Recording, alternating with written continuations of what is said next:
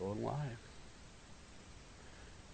Guests of After Hours AM are not necessarily the views and opinions of After Hours AM, its hosts, its staff, or any of its affiliates. And we are live everywhere. Welcome to the After Hours program.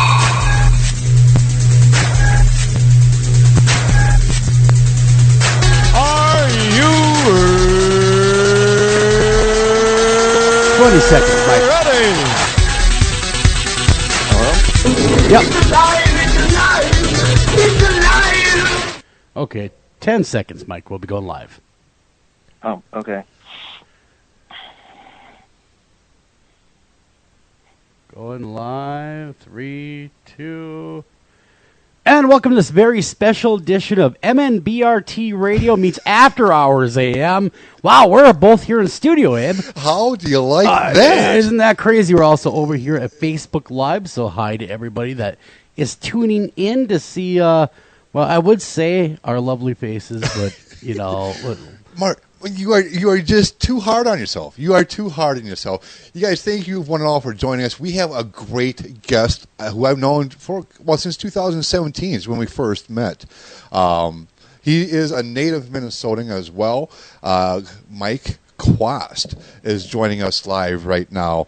And for those who don't know who Mike Quast is, Mike, he's been doing Bigfoot research in the land of 10,000 lakes for, a long time, and he is going to be one of our speakers at our birthday party, or what's going to be dubbed the Minnesota Bigfoot Conference as well. Mike was born in November of '67 in Detroit Lakes, and grew up on a farm. Excuse me, I'm just reading this his bio off my phone, so this is live. So, being always naturally drawn both to nature and to subject, like the paranormal and cryptozoology, this became stronger with his own Bigfoot sighting in Minnesota at age 8. After graduating high school in '86, he began researching other Bigfoot reports in the state and searching for the creature themselves. Over the years, he brought his love of writing to bear and published the monthly newsletter Sasquatch Report, and as well as a number of Bigfoot books, including the Sasquatch in Minnesota, '96, Big Footage, a history claims for the Sasquatch on film, and Bigfoot Chronicles, a researcher's continuing journey through Minnesota and beyond, in which he catalogs nearly 700 reports from the state of Minnesota. That is great. Mike is employed as a maintenance person for a high school, and in his spare times, he continues his research that we all have a great passion for, Bigfoot. Ladies and gentlemen, without further ado, please welcome Mike Quast to the show. Mike, how are you doing this evening? Not too bad. How about yourself? We are well. Thank you very much. We're doing great, aside from a misadventure. We had quite an adventurous day. We're doing good. It was a lot of fun.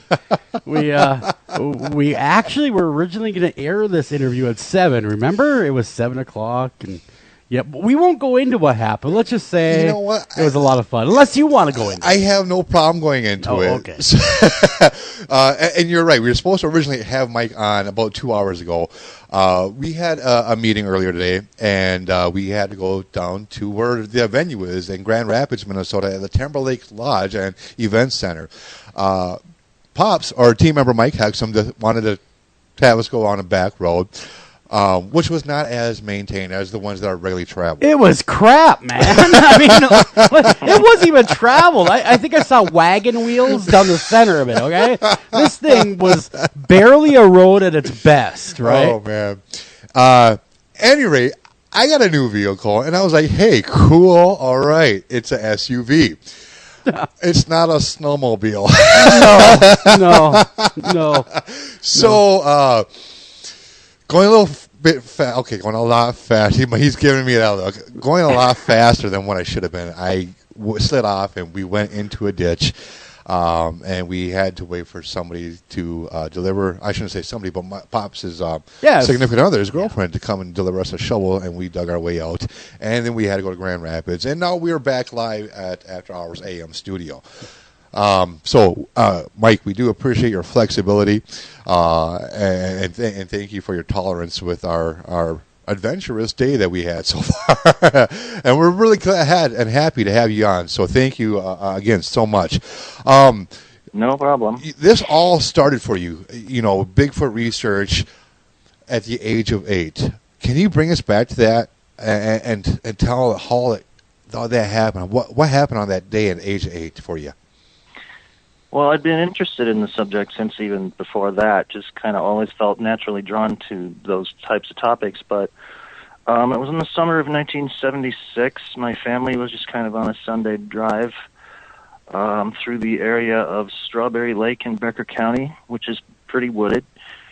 And all of a sudden, about 100 yards ahead of the car, or maybe a little more, I was sitting in the back seat with my sister. My parents were in the front, and I happened to look forward and saw this big black object standing beside the road, 7 or 8 feet tall and just solid black. And my first thought was that it was a burned tree trunk that had been on fire, because I'd seen trees like that before, like just the remnants of trees that people had burned down.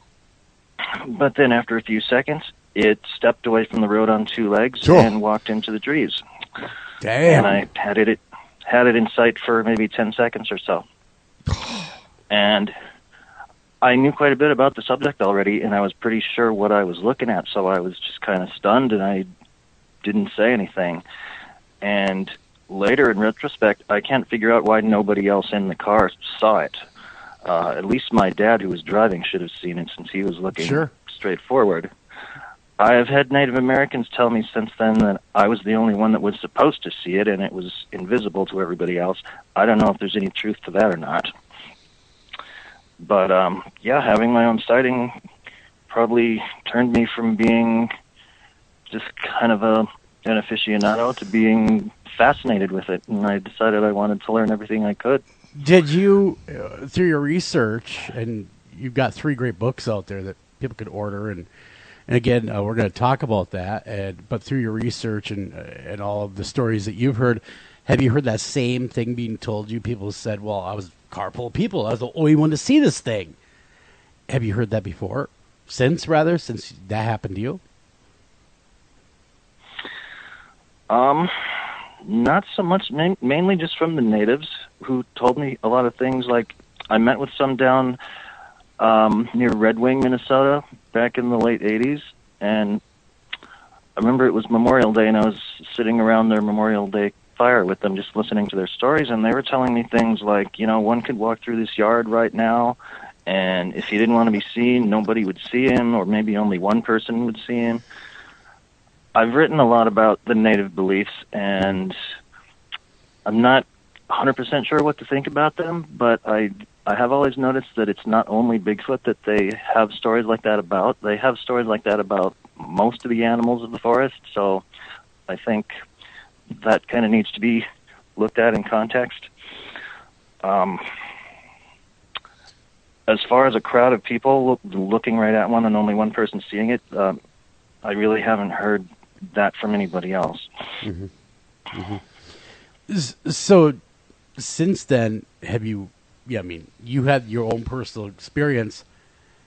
Have you seen one since that happened, or was it kind of the only time? But that's enough, though. Most people don't even get to see one. That is the only one I've seen. I believe I came just a few seconds from seeing a second one in 2008 or 9. I was with my girlfriend at that time up in the Chippewa National Forest. We were at a campground on Lake Winnie. There had been a lot of sightings, and that's why I was up there, hoping to spend the weekend. But it was really rainy weather, just kind of a really heavy wet mist in the air, and there were tons of mosquitoes because of that. And we were checking out this campground, and it was just so miserable that we decided to call it off and head home. And as we were driving out of there, I was just in a bad mood at that point, and I had this map in my lap that I was kind of half studying, but really I was just kind of sitting there sulking because my expedition had just been ruined. And my girlfriend was driving, so she was looking straight ahead, and all of a sudden she slowed down and came to a stop, And instead of looking forward, I looked up at her, and I just said, "What's going on?" And she said, "Something just crossed the road up there." Oh my gosh! So, Mike, she got to see it, and you didn't get to see it. Oh, frustration, right?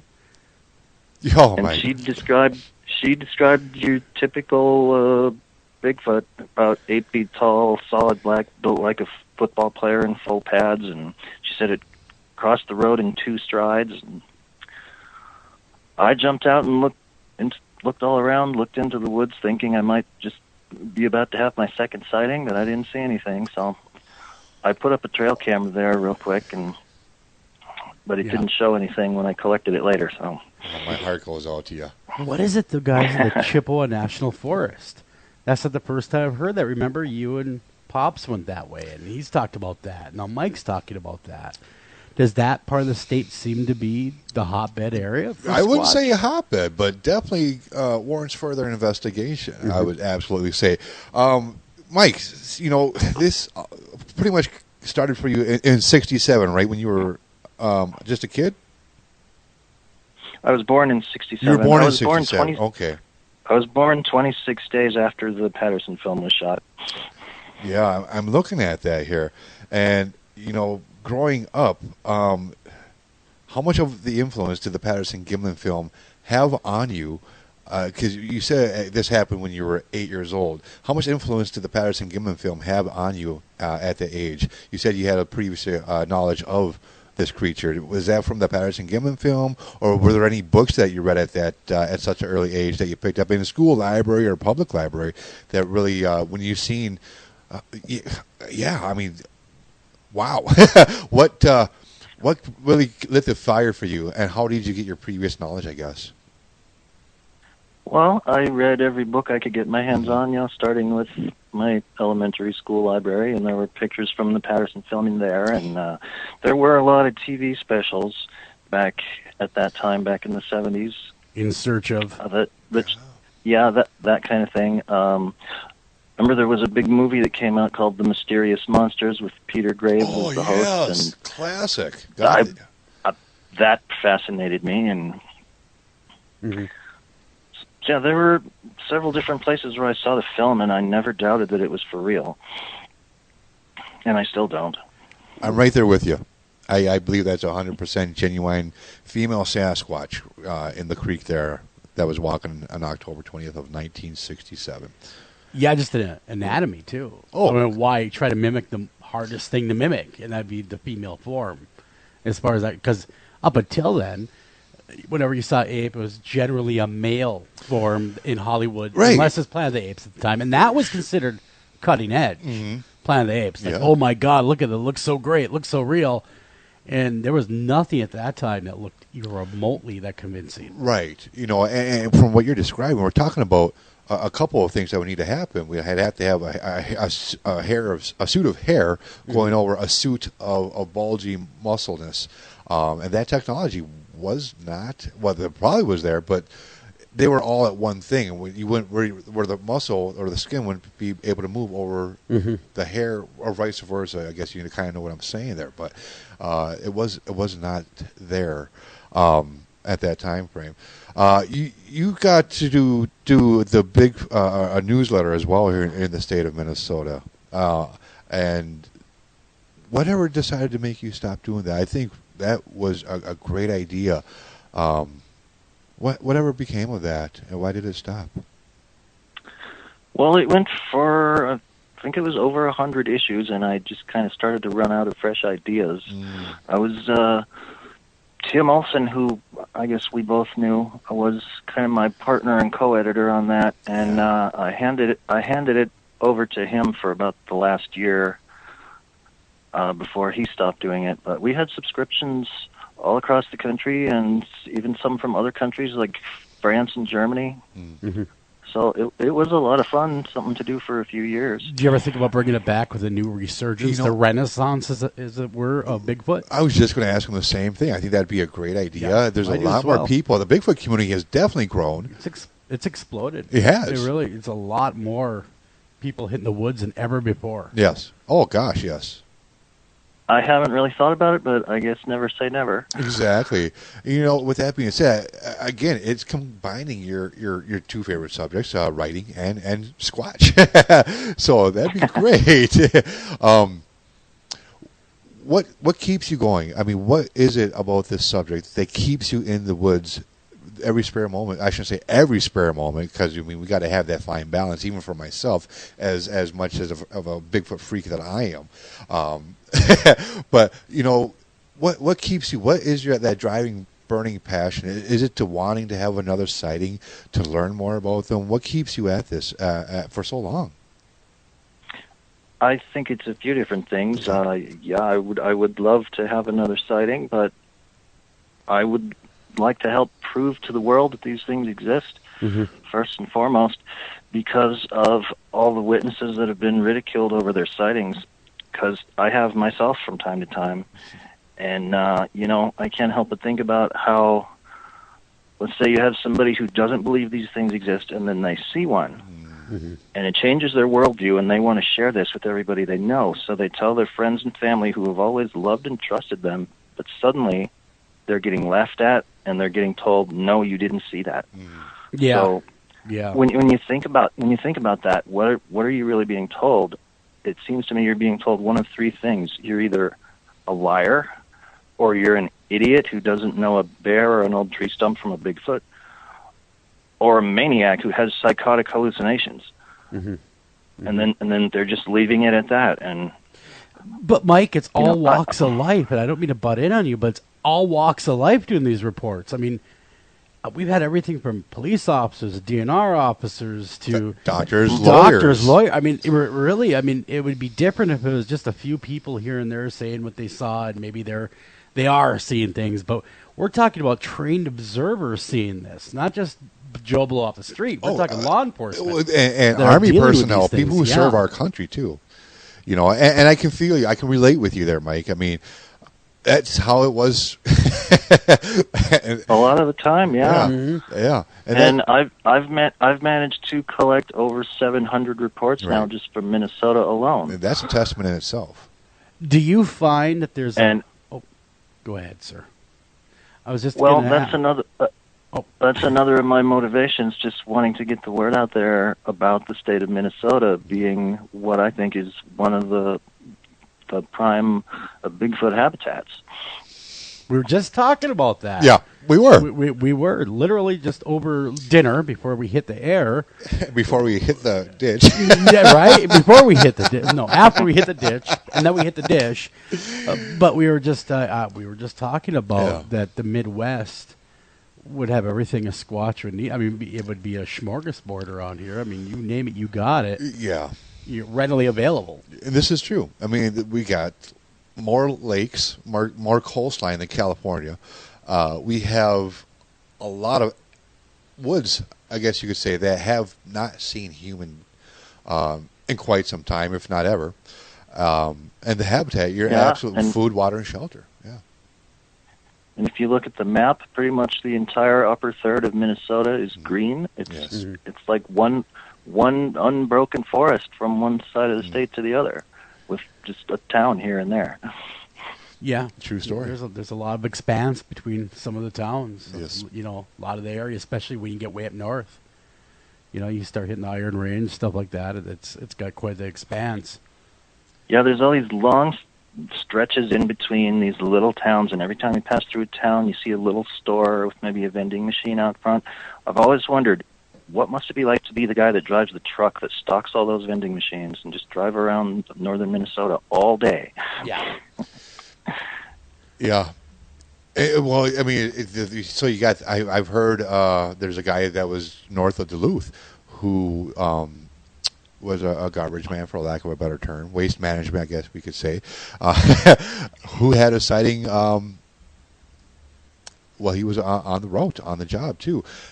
And that's it. I mean, you've seen one in the woods. I mean, that's a lot of times up in northern Minnesota. We do hear more road crossings, I guess you could say, in the Northland, in the northern parts of the state. Haven't you found that out to be kind of in your research as well, Mike? Yeah, I think that's pretty much the case in in lots of states that roadside sightings are the most common type.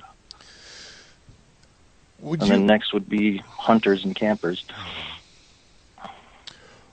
Would you say that sightings have increased since 2000? And if so, why? What's your thoughts on that? Why? I think it's likely that it's not that sightings have increased, but it's that we have the internet now, so news about them gets spread around much wider than ever before. So it's just that it's become easier to find out about them. Yeah, but think about I'm this. sure they must have been going on, for hundreds of years, probably. Oh, absolutely. But sightings went up more once smartphones became a thing, and cameras were better. The cell phone cameras were getting better. Technology was catching up. More observers in the field because of that new technology. Let me throw this in there. Logging. We're growing. The human population is growing. We're going on their property, in their land, in their homeland, and they're right on the fringes still. That is probably going to be an ongoing thing. And as we grow and encroach in their lands and in their environments, which I'm with you, Mike, I think we need to prove to help save our land, our own timber, from the logging industry, which, I mean, is disastrous. There's just more and more and more that we are taking out, and it takes so much time for it to grow back if we do plant them back. Long story short, we do need to, I believe, and I'm with you again, that we need to prove the existence of this and their habitat and stop the logging. I shouldn't say once and for all, but for a long, long time. And hopefully that can get some, I guess you could say, the ecology of Minnesota, and who knows, maybe even the world, rainforest and things of that, to get things back in balance, because right now it just seems like everything's kind of out of balance. And this could be one of many ways of, I guess you could say, turning that page, rolling that ball in the right direction. Well said. I mean, there's always there has to be logging. I mean, right. How we're getting timber and stuff like that. But you're right. We are taking a lot more of their habitat now than we ever were before. But do you think maybe they're getting a little more used to us as well? I mean, maybe the desensitization. If I could, I know that's I a said great. that wrong. That's a great. No, but maybe yeah. they are desensitized now to humans. Maybe they don't view us as the threat that we once were. What are your thoughts, Mike? Well, I was just thinking about the most recent time that I found Bigfoot tracks was just off of a pretty big logged area. It was up about 20 minutes north of Deer River on Highway 6. There's a little place called Talmoon, and it's in between there and the Maple Ridge Resort, which was featured on Finding Bigfoot on TV because there was a major track find at the resort. This was about less than a mile from that resort. I found this trail. I was just looking for trails to hike on, and I hiked in and found this great big clearing that had been logged, just a giant area. And after I crossed that area and went back into the woods, just a little bit further into the woods, I found these two perfect Bigfoot tracks in the middle of this muddy trail, but they were short. They were only 8 inches long. And I crouched down and stared at those for the longest time, trying to convince myself that they were bear tracks.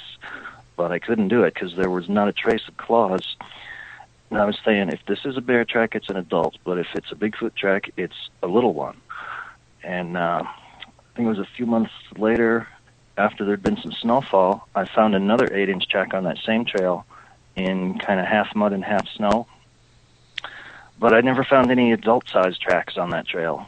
So it kind of made me wonder if they're smart enough to, realize that people see their tracks and that they could follow the tracks to them. So the adults know where to step to not make any tracks, but maybe this little guy doesn't know enough yet not to keep stepping in the mud. We were just discussing that. Really, another thing we were just discussing. We had a good meeting today. Was them utilizing clear cuts because a lot of people see them walking in clear cuts, but on the timber. And that could be one of the methods they're using to get around, like a clear cut, for instance, to not leave tracks, to not leave that evidence to be followed back to. I think there's a lot of sense to that. Yeah, well, go ahead, Abe. No, I mean you're right. I've heard the same thing. I'm not going to give locations where people are telling me this is happening at, because I think it'd be cool to go investigate it. I don't want that location to be tainted in any way, shape, or form. But going back to when you were telling people or what you were doing, and you kind of getting ridiculed. And that's one of the things that we want to put that stigma behind. We want the MNBRT to be that safe haven for you people who have had sightings. I've gone through that. I can totally relate with you. I've grown some thick skin throughout the years, and being desensitized to that. And I even still get it. I still get it. Just the other day I was getting it, and it was just like, okay. On our Facebook page, somebody was saying something that I don't want to bring up, and it was just like, okay, you know what? I can see where this person's perspective is. I respect that. I'm not going to waste my time or my breath trying to change it. And you know what? I doubt this person ever has gone into the woods as deep as we've gone into the woods. And that's what it's going to take. It's going to take somebody outside of their comfort zone. I've been saying this for I don't even know how long. But a lot of the naysayers are under a roof, and they hardly spend any time out in the field. There's a lot of keyboard ninjas out there that only research over the internet. They actually don't put the boots in the ground. I mean, I hear you. Yeah. And it's a total different world once you hit those woods and you're there, as you, me, and Mike, and most of our listeners know that it's a completely different ball game, because you're safe when you're behind the keyboard. Oh, yeah. You can read all these accounts you want, but until you live it. Yeah. It's totally opposite side of the coin. Different deal. No doubt. Mike, my question for you, where do you stand as far as kill or no kill? That's a very big question. I've thought a lot about that, and I've never really come to a firm answer on it, so I guess I'm on the fence. And every time I'm asked, I always answer the same way. I always give a quote by Grover Krantz, because he was asked that question once by a reporter. If you had one in your sights, do you really think you could pull the trigger? And he said, well, I'm really not sure, but I know that whichever decision I made, I would regret for the rest of my life. Ooh, wow. Because just think about having the chance and not taking it and kicking yourself for the rest of your life. But then I know that if I made the other decision, I would hate myself for it. Yeah, that's a double-edged sword right there. I would be glad to finally have the proof at hand, but feel bad. Oh my gosh. Yeah. Some claim we have to harvest one to help protect the rest of them, so we understand about them. Mm-hmm. But do we have that right to do that? I personally don't think we have that right, because that's just me, though. I don't think we really. I mean, I could be wrong, and that's okay. Everyone has their own opinion. Absolutely. But I think legally we have the right, because there's no laws protecting something that hasn't been proven. I looked up the laws. Do we morally have the right? In Minnesota, they fall under what they would consider vermin law. I mean, they're like not a really, coyote or something. Yeah, they're not really on the books as being even existing. So how can you have a law for something that doesn't exist? Sure. So you can actually harvest at will, almost, according to what the DNR was telling me. Right. Yeah. Yeah. Well, hey, that's an honest answer. I appreciate that. And thank you. I mean, that's a lot of things that people ask me too. I mean, and if for those who are listening, the Minnesota Bigfoot Research Team, we are a no-kill team.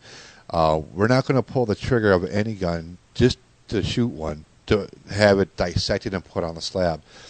However, I do agree that would be one of the ways that science would declare this species real. I don't think we need to know. Science would want to know what their anatomy is. Mm-hmm. Unfortunately, the only thing that we will be shooting with is probably going to be audio recorders and video cameras and thermal imagers. Yeah. Yeah. Well, that brings me to my next point, though. Okay. I mean, there's a million I shouldn't say a million, but there's a lot of reports of aggressive Bigfoot. Sure. Now, Mike, have you ever taken any reports of ones being aggressive, or have they all been kind of peace-loving, I'll stay out of your way if you stay out of mine? Actually, the very first Bigfoot witness I ever interviewed, and this is not a usual thing because, you know as well as I do, most sightings are of the witness sees the thing for a few seconds and then it runs away type. Mm-hmm. But the first guy I ever interviewed was in the case of what was called the Hairy Man of Vergas Trails, which was a piece of local folklore in around Detroit Lakes and Vergas. And the story went that it was some old hermit that went to live in the woods and be by himself and went crazy and grew hair all over his body, which is physically impossible, actually. And so it sounded more like a Bigfoot story to me if it turned out to be true. And then I was directed towards this witness. His name was Ken Zitzo. He went by the nickname Ziggy. He was a really colorful character. And his story was that he'd been driving through the area at night in, I think it was 1968, with his brother and his brother's girlfriend, when this thing suddenly jumped out of a ditch, made like a 20-foot long jump, landed in the road, and attacked their car. Wow. And brought its fists down on the trunk after they passed it and put a big dent in it. So, yeah, I'd certainly call that aggression. And you can find that report in Mike's book. He's got a lot of these great reports. Oh my gosh, I read that and I was like, wow, he's got a great book. Ladies and gentlemen, I'm telling you guys, if you're in Minnesota, his books are a treasure. And I'm hoping you guys come to I'm not hoping you come. Well, yeah, actually I am hoping you guys come to the Minnesota Bigfoot Conference. Come meet Mike. Order his books. Usually you gotta go, you place the order, give him the money, and he's a man of his word. He will get those books to you, and hopefully he'll have a few on hand at the Minnesota Bigfoot Conference as well. It's a great book. You guys are really doing yourself a disjustice by not getting them up, especially if you're into Minnesota Bigfoot. I know I had to get them too. I'm glad. Well, thanks, Abe. I appreciate that. I'm glad I got them. Yes, absolutely. Now, for all of our e-reader people out there, is there a PDF available that you could provide as well of the book? Like if they will, for the e-reader crowd, because we get a lot of that on the other radio show we do where people love the e-reader stuff. Not of the whole book, but my most recent book, the thickest part of it is the appendix, which lists almost 700 Bigfoot reports from Minnesota that I've collected over the years, and I've thought about putting that online. But like I said, I'm pretty old school, and I'm not a big techie, so I'm going to have to get one of my friends who knows more about computers to help me with that. But fair enough. Yeah, I have thought about starting a website just to put those reports up so I can keep updating it. Because I knew as soon as I finished my most recent book, I knew that new reports were going to come in, and then it was going to be incomplete. And sure enough, it always works that way, doesn't it? In the book, the total was 696, and now it's up to well past 700. Oh, awesome! I'm happy. Wow. I'm happy to hear that. It just keeps growing and growing. That's great. Mike, do you believe that there's more than one species type of Bigfoot? I mean, we've heard about three-toed, we've heard about red ones, we've heard about black ones, dark hair ones. Does it seem to be different species, or what's your thoughts on that? I think some of the three-toed tracks that are found could be a mutation of some kind, because that even happens with humans sometimes in certain parts of the world. I did have one case up in Clearwater County back in the early 90s where I met a man named Ed Trimble who ended up becoming a good friend of mine. He was this old retired tracker and trapper that lived up there near the city of Baudette. And he had just kind of heard Bigfoot stories his whole life and wasn't sure if he believed them or not, but he thought they were interesting. And then all of a sudden, he started finding tracks on his property. And he reported them to the DNR, and they knew about me, so they referred him to me. And these were not typical Bigfoot tracks. They were definitely bipedal, but they were more circular than shaped like a human-like foot, with only 2 large toes and then 3 tiny ones. And he found hundreds of those tracks. But then after a while, he and some of his neighbors also started finding the more traditionally human-like Bigfoot tracks too. So I started to think there must be a subspecies up there, but it's really the only area where I've ever heard of tracks that look like those being found, and I'm not quite sure why that is. The two types were never found together, so it almost seemed like the two different types of Bigfoot were avoiding each other. That would make sense, though. Maybe there are different tribes of Bigfoot. Maybe we're not dealing with just one tribe. Maybe, like anything else, there's multiple tribes, and maybe they do avoid each other. And that very well could be. But for a thriving population, they would have to choose a mate. I mean, if we're talking about something that wants their genealogy, their line, their species, I guess, to continue, they would have to go through intertribal and pick a mate. Otherwise, I mean, incest, I guess you could say, can only go so far, which we were just talking about this a little bit ago as well, as far as having deformities and, not just physical, but also mental aggravation is raised up through interbreeding as well. Which could also be a case to possible three-toads.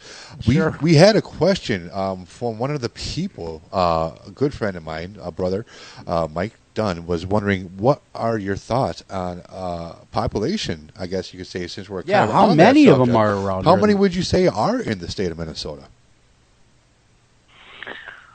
I've never really done any calculations about that question. I mean, they've been seen all over the state except for the southwest portion where there's really no forest at all. So there's got to be a lot of them, but I'm not sure I have the mathematical skill to calculate how many there would have to be, to sustain themselves. Mm-hmm. I would think, Yeah. it's got to be hundreds just in Minnesota alone to be spread out over so much area. So when I was doing MNBRT Radio and I had Doug Hychek on, do you know who he is by any chance? What was that name? Who Doug Hychek? I've heard the name. Okay. Doug Hychek Never talked to him. is, I guess you could say the TV show Monster Quest was his baby. It was his brainchild. He was the producer of that. He was up there. Okay, yeah. I think I emailed with him once because I had heard that they were going to do an episode on the Minnesota Iceman, and I was going to see if I could be involved in that. But then they went off the air before they could finish it. Right on. I've interviewed him. I've interviewed his son, as a matter of fact, and we were kicking around the idea. Now we're talking about a nomadic being, creature, what have you. That has no geographical lines, no territory. Who knows what their home range is? But based off of what he knows and reports, you got over 700, and we also kind of got to take into consideration of the reports, and who knows how many that is from people who have yet to come forward to relay their sighting too. So I mean, right there, you got 700. We have a few as well, and he's got some. We feel really safe in saying that there's at least 1,000 of these in the state of Minnesota. And the more you say that there are, the more the skeptics will say, well, then how likely is it there could be that many, and we haven't proven it yet? So, yeah, and how do you answer that? I've been thinking from the evidence I've been seeing for the past few years, myself and stories from other people, I've been developing a real appreciation for how intelligent I think these things are. Mm-hmm. I think their intelligence is probably on par with humans, and that they would have whatever it takes not to be found if they don't want to be found. That they're just really good hiders. Mm-hmm. Yeah, there's got to be some super uber ability to hide. I mean, like you said, really good hiders, because there's a lot of talk these days about them being paranormal in some way and traveling through dimensional portals and things like that. I haven't become a believer in those things, not yet at least. Everybody's free to believe whatever they want, and I respect everybody's opinions, but So you're not really a I subscriber to the Bigfoot UFO connection either. I mean, I don't want to put words in your mouth, but that's another connection that people put together, Bigfoot and UFO. I know a lot of people have claimed to see both at the same time, claim that they've seen Bigfoot interacting with UFOs. I guess I just kind of figure if there are aliens visiting, maybe they've taken an interest in the... If they're interested in us, maybe they're also interested in the animal that most closely resembles us. Mm-hmm. And maybe they're confused as to why a lot of people don't even believe in it. So maybe aliens study them. I don't know. I think it's as good a theory as any. All right, Mike, bear with me. I'm going to put the conspiracy hat on. Here it goes. There it is. It's on. Oh, boy. Does the government know Bigfoot exists? And if so, are they tracking it? I was just thinking a few minutes ago about some of the reactions I've gotten from DNR people and Fish and Wildlife people. I know there are believers among them. There was a forester named Harvey Cole that lived up in Cochiching County. I think he's been retired for a few years now, but he found Bigfoot tracks himself, and he was a big believer. But then I was also openly laughed at once by a forest ranger. I think it was in the Chippewa National Forest when I was there with Tim Olson way back in 1990. We just told this ranger that we were there to look for Bigfoot, and he just busted out laughing and said, "Oh, you've got to be kidding me." The last time I asked a DNR person about Bigfoot, the second he heard the word, he threw up his hands and he said, "Whoa, DNR can't comment about that." So there's definitely got to be some knowledge, at least with those guys. Whether there's an official position that, yes, we all know these things exist, I kind of doubt it, but maybe the people at the top do. That would just be speculation. Because it would stand to reason, again, conspiracy hat firmly on, with the satellite technology that they have today, and they could tell your eye color, right, by zooming in on you, and they could look anywhere in the world, and you would think that at least they might have stumbled upon a couple of them in the woods. I mean, they're everywhere, so to really not. I mean, they know every inch of their acreage. The government does, and they're really good at it because they tax the hell out of us when you own any. So if they can do that, why can they not be tracking a Bigfoot? So, with the airplanes and everything else, just stands to reason. My understanding about that is, you've always heard that there are satellites that can read license plates from space, but it's that they have to be looking for that license plate and zoom in on it. Gotcha.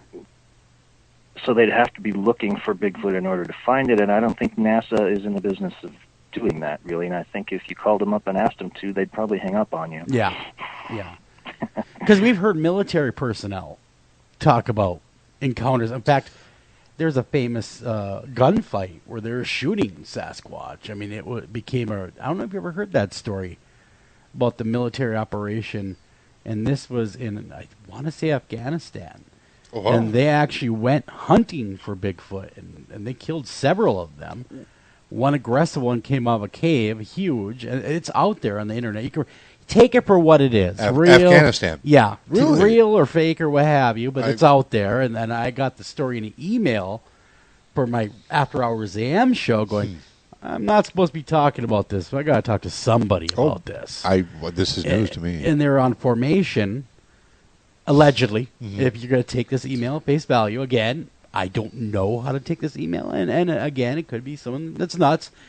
But this individual knew things about the military that only somebody serving would know about the military, some of the protocol and stuff like that.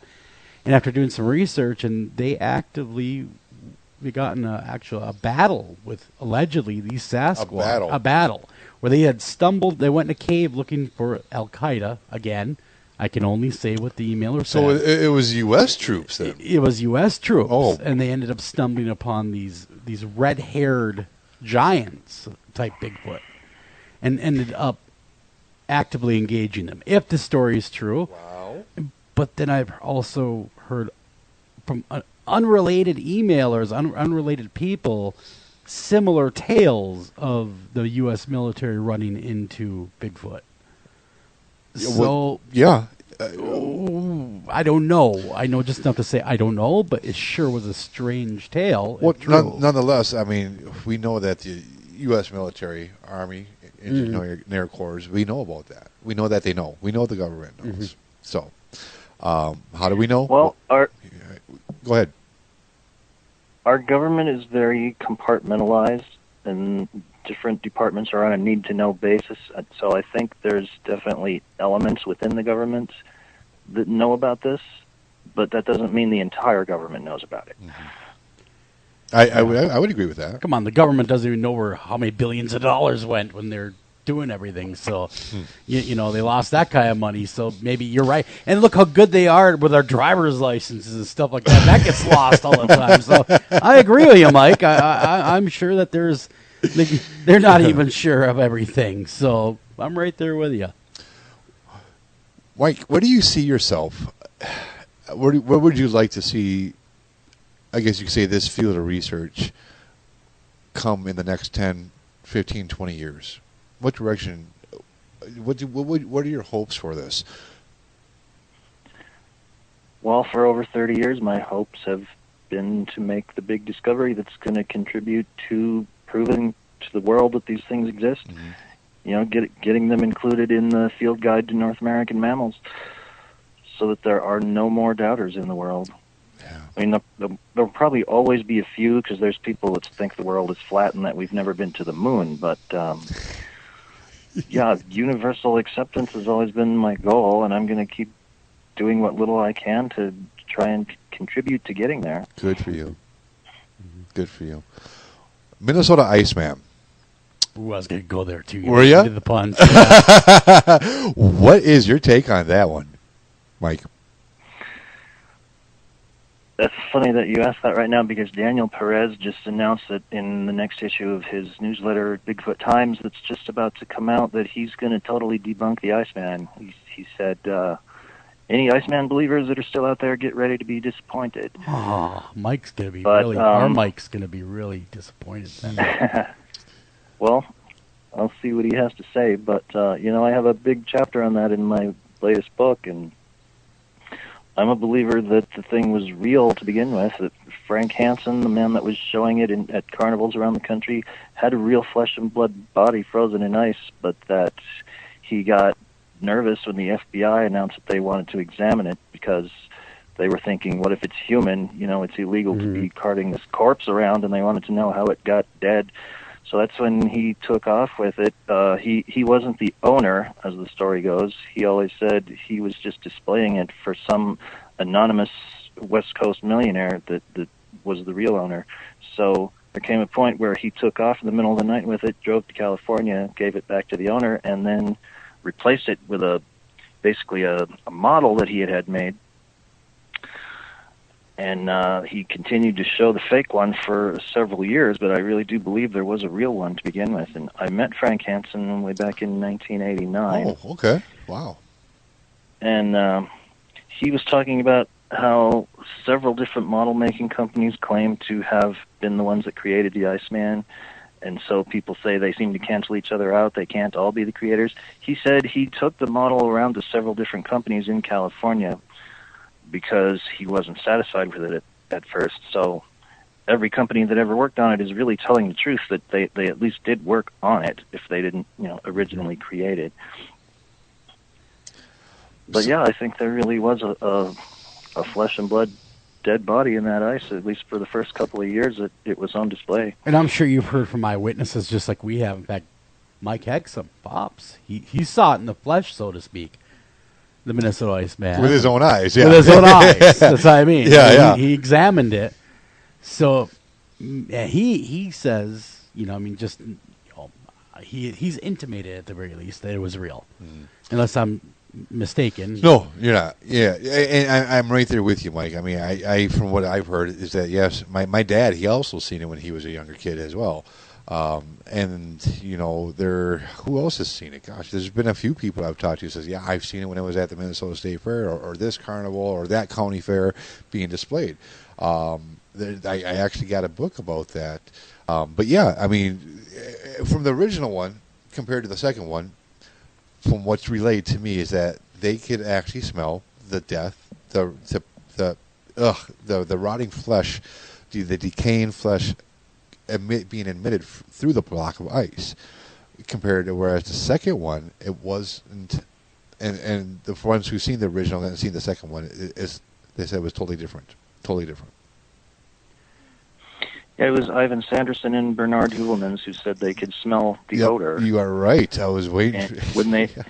When they examined it at Hanson's farm, and Hanson told me in 1989 that the reason why that happened was because while he was away from the trailer that it was in for a few minutes, they took one of the lights that they had hanging over it and set it right down on the glass, which caused the glass to shatter because it was cold. Oh, sure. And that's when the smell came out, when the glass was more or less unsealed. I know when you can own your own model. By the way, sorry.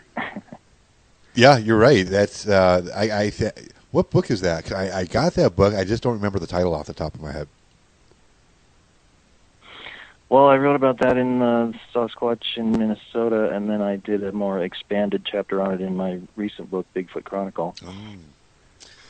All the more reason to get Mike's books, ladies and gentlemen. Yeah, come see him Even when better. he speaks. Come to the Minnesota Bigfoot Conference, and if you buy a VIP 3-day package, you're going to get what? If you do buy the VIP 3-day package, you will get your very own 9-inch Minnesota Iceman statue being exclusively made for our birthday or the Minnesota Bigfoot Conference. And it won't smell, though. It won't smell. We at promise least not that. like that. Well, it might.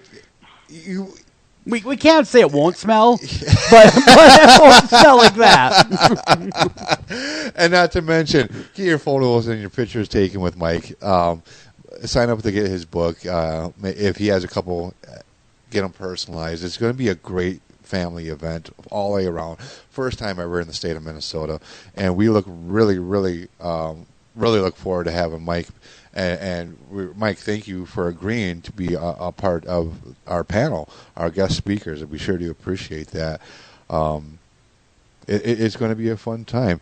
And anything that you might want to, I don't know, maybe give these listeners here who hopefully will be coming. And if you're not in Minnesota and you're watching us here, get to Minnesota. It's a beautiful time of year, the land of 10,000 lakes. We can't promise we won't have snow, but we can't promise that we will either. It's Minnesota, so yeah. Who knows? Well, but almost what, June? We most we likely not might have not snow. have snow, No. but you never know. you just never know around here. How can people reach out to you, Mike? You got a website, you got an email. People have sightings, they want to share it with you. What's the best way to do that? My email address is mqstk@aol.com. And that's another way they can order books, too, is by emailing him and saying, hey, we just heard you on After Our AM, or a special edition of MNBRT Radio. And yeah, by all means, get a hold of Mike. I swear, you guys, Scout's Honor, his books are a state treasure. You're going to love it. Well, thanks. That's nice to hear. It is. Well, I'm just being honest with you, Mike. I love them. How much time? Oh my gosh! Yeah, you still got time yet. You only got a few minutes left, and then you're done. I'm surprised. I mean, that just went like bam. I know that's how it works around here. Just goes quick. I forget how quick it goes. It always. But goes you know, quick. it only goes that way when you got yourself a great guest. Well, that is true. That is true. But Mike, really quick, up here or in Minnesota specifically, I guess. What would their diet consist of? What are they eating? Are they getting deer? Are they eating berries? Or are they meat eaters? I mean, what's your evidence bearing out? I've always thought that their diet is about the same as a bear's diet, that they're omnivores, that they eat plants and meat. And there are a lot of stories about them killing deer. People have found kills stuffed up into trees, and mountain lions don't do that. So yeah, I think they do kill deer and smaller animals, and I think they eat, berries and leaves and pretty much everything that a bear eats. Are you familiar with the book 50 Years of Bigfoot? It sounds familiar. It was. I don't have it. Written by Mary Green. Have you heard the Janice Carter story? I don't think so. I've heard of Mary Green, though. Okay. Tell the story. I've never heard that one. Well, so 50 years of Bigfoot. Janice Carter, her grandfather, had a young Bigfoot come into their life. And throughout time, she witnessed how this Bigfoot named Fox kind of grew up and how his clan would hunt and how they would do things. Out of, I want to say Tennessee is where this all originated from. Very good book. I do have that book. I was very fortunate. Mary Green was kind enough to give me that book while I was healing through open heart surgery back in 2011. So I was very fascinated with the book, fell in love with the book. But at any rate, I was wondering, how would you say that their family structure is? Would you say that the males hunt and gather and the females protect and watch the young? What are your thoughts on that? I guess you say their culture, I guess, for lack of a better term. That is more or less my impression, that it's usually males that are seen, that they're, like you said, doing the hunting and gathering. And I do have one sighting in my collection, again from Becker County, not too far from where mine was, of 3 creatures being seen at one time by a deer hunter. And they were of 3 different sizes, and he had the impression they were a male, a female, and a little one. That were out just kind of creeping around together at around 5 or 6 in the morning in the half light, and that would have been in November during deer season. Mm-hmm. And they were crouched down, like moving stealthily. The hunter was sitting in a pickup on top of a hill looking down the hill, and they were at the bottom of the hill. And he didn't think that they saw him, but he knew that there was another hunter in a blind nearby, and he thought they were trying to avoid being seen by that guy. But there you have an example of a family living together. So I don't think it's just that the males, do the procreating and then take off like bears do. They do seem to be involved with their kids. So there is some type of hierarchy, matriarch structure. Yeah, and the great apes are like that too. Mm-hmm. They'll stick around. The dads will stick around, take care of the kids, right along with the mom. So family squatches walking about. Yeah. During deer season. Don't shoot. Yeah, right. Get some blaze orange on them, because I would just, and they have been shot. And for the people that say, where are the fossil evidence? Why haven't we seen any bones out in the woods or in nature? Why haven't they been proven? Why can't science prove that through that way? Or what about the dead one? Shouldn't we find a dead one? What do you say to those people, Mike? Well, there's a very small number of stories from Bigfoot lore about dead bodies being found, or even hunters killing them, but being afraid that they were going to get in trouble, so they didn't tell anybody. There's also an even smaller number of stories about bones or even skulls being found. I remember there was a kind of a conspiracy theory about the Smithsonian possibly having one stashed away and not wanting to admit it. I don't know if those stories are true or not. As far as bones not being found, there's been a lot of researchers over the years that have explained that you don't find the bones of other animals very often either, because they decompose really fast. When it comes to Bigfoot, if they have close to human intelligence, like I think they do, I think there's a good chance that they bury their dead. So there's still a chance that some bones might be, unearthed somehow someday in a construction project or something. But other than that, I think finding remains of them is going to be probably a lot harder than finding a live one. Yeah, I think you're right, because I'm a hunter. Unless one is hit by a semi in the middle of a highway someday, and that would be the preferable way, I guess, for a roadkill to happen or some kind of accident. Yeah, and get a specimen that way. Yeah. Suck for the Bigfoot, though. Dude, and his family. I mean, I'd feel bad for him. Yeah. You know, but that's true, though. That'd be the only way. That'd be the only way through luck and happenstance to get a body would be a road Accidental. kill. Yeah, accidental. That would suck. You know, but well, this hour's flown right by, and Yeah. and Mike, thanks a ton for coming on After Hours AM MNBRT Radio mashup special. It's been a lot of fun, eh? I could get used to this. Well, you know, I mean, I could too. It's great having a good friend and also a team member who we've spent some time in the woods and stuff like that, talking Bigfoot. Nothing better. Nothing better. Mike, tell the people again how they can get a hold of you and buy your book and report their own sighting. My email again is mqstk, that's all lowercase, at AOL.com. Very cool, guys. And what are the names of the books that you have published? I did my first couple way back in the 90s. They were called The Sasquatch in Minnesota and Creatures of the North. And then in 2000, I did Big Footage, which has my own artist's renderings of all the known photos and films of Bigfoot that existed up to that time. And then, it was in 1996 that I took my first two books and combined them into the book I have available now called The Sasquatch in Minnesota Revised Edition.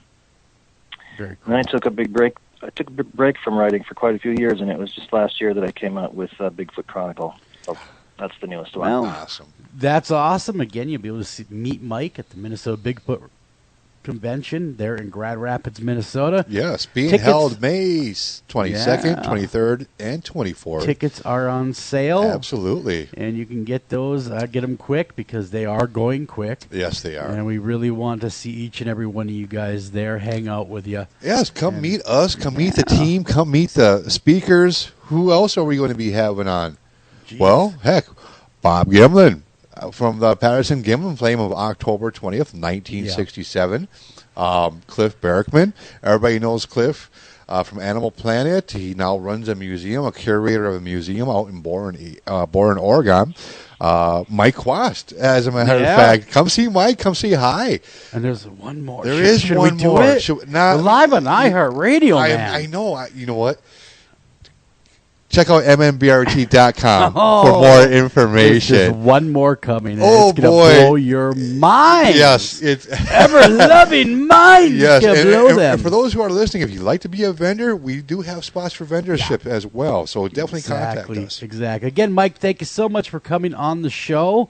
Loved it. We'll have You're to welcome. have you back on because we didn't even go deep enough. I know. We just There's scratched the surface so with many- Mike. Yeah, absolutely. An hour's not enough time, but Just you know not what? enough. We'll have to have him back on, do We another will. hour, and go a little deeper. We will. Till next time, guys, take care of each other, love each other, and squatch on. Watch on.